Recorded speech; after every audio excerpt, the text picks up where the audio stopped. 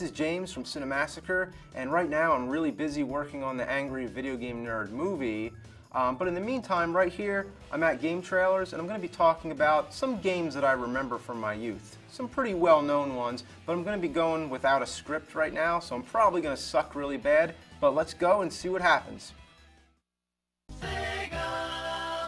Sonic the Hedgehog. You see, that was the game that sort of lured me over to the Sega Genesis. You see, back then, you know, there was a lot of arguing over what was better, Nintendo or Sega, and as if you had to own one or the other. Because, you know, unless your parents were rich, you kind of did. You had to pick a side, you know? So I was more of a Nintendo guy, and then Super Nintendo came along, so that was obviously the next logical step. And my next door neighbors had a Sega Genesis, so I kind of had best of both worlds. I got to go over their house to play Sega Genesis, and whenever I did, majority of the time they were playing sports games. So lots of sports games on Sega Genesis, and I wasn't really into them as much. See, I was more of a nerd, and they were more of the jocks. So you had the Nintendo household and the Sega household. And then one day I went over there, and they had this game called Sonic the Hedgehog. And it, wow, blew my mind. At first I thought it sounded kind of stupid, but then played it, and it was a side-scroller, and the first thing that struck me about it was how colorful it was. It had just a great palette of colors, just blue skies and green hills, and even the hills seemed to have all kinds of plant life. And then you hit that thing at the end of the level and all the animals come out, and it's just, you know, really dazzling to the eyes. But the biggest thing about it was the speed. I'd never seen anything so fast like that. Like, this is basically my reaction was just...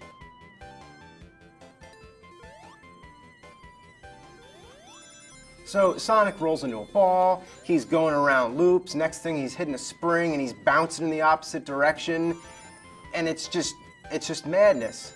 Sega called this blast processing in the commercials, and whether it was a marketing gimmick or not, it was really just, the game had the fastest speed I'd seen yet. Besides that annoying stage in Battletoads. There's also this really cool configuration code, and when you do that, you can basically just add all kinds of game sprites all over the stage, and then you can basically it's kind of like creating a custom stage, sort of like an Excite Bike when you create your own track.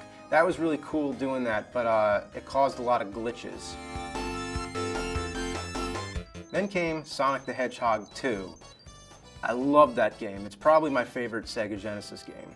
And it actually was the game that single-handedly made me get a Sega Genesis. Sonic the Hedgehog 2 is good for all the reasons that the first one is, but just all improved on. The music is great. The biggest difference is the inclusion of the character Tails. Now, Tails is Sonic's sidekick, and he can never seem to catch up. Sonic always seems to outrun him, and then Tails comes like helicoptering in after him. Yeah, Tails sucked. I don't know. The second player has the option to take control of Tails, but it was always annoying. Like, I'd always, you know, basically the second player was getting the shitty end of the deal. So I'd play it with my sister a lot of times, and I'd be like, here, you play Tails. Because if you play as Tails, you might as well just be watching at that point.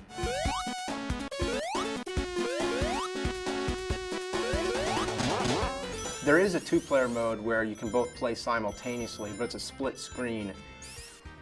It's alright, but I think the game is best enjoyed when it's a full screen.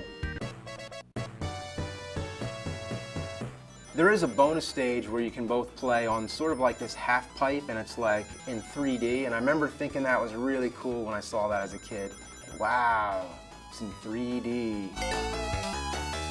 My favorite stage was the casino. That was awesome because there was just all these blinking lights. It was just like sensory overload.